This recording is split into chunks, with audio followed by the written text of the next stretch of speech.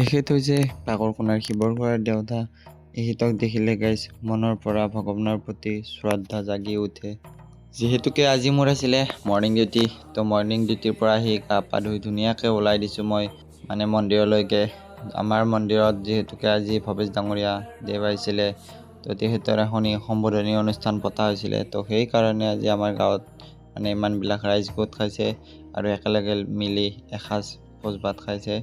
ভোজ ভাত হ'ল আজি যিহেতুকে সোমবাৰ শাওণ মাহৰ, তো সেইটো কাৰণে আজি নিৰামিষ ভাতে হৈছে।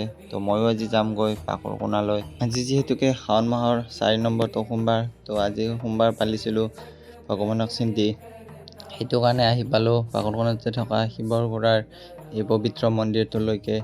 তো এই মন্দিৰটোত দেখিলে মনৰ পৰা শ্ৰদ্ধা আৰু ভক্তি অট'মেটিকেলি আপোনাৰ মনত আহিব।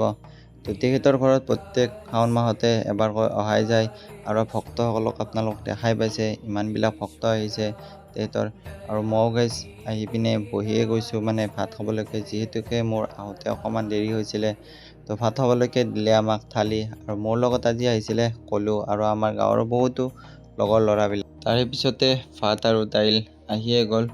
আৰু আমাৰ এইটো হৈছে 2 নম্বৰটো টিপ। প্ৰথমটো টিপত বহুতো মানুহ গুচিয়ে গৈছে, সেইটো কাৰণে বহুতে অকণমান দেৰি হৈছে।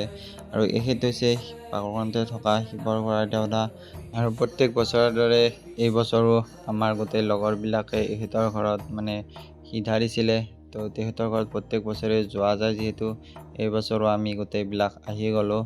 তো ভাত পানী খোৱা লোৱা হৈয়ে গ'ল কমপ্লিট।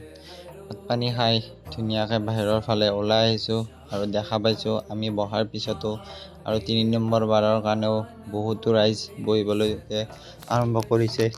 যিহেতুকে আহোঁতে অকণমান দেৰি হৈছিলে, তো সেইটো কাৰণে মন্দিৰটোত বাহিৰৰ পৰাই সেৱা কৰিছোঁ, ভোট একো নল'লোৱে। আৰু ময়ো ওলাই আহিলোঁ ঘৰলৈ যাবলৈকে, যিহেতুকে বহুতো ৰাতি হৈছে। সকলোকে বাই বাই, গুড নাইট।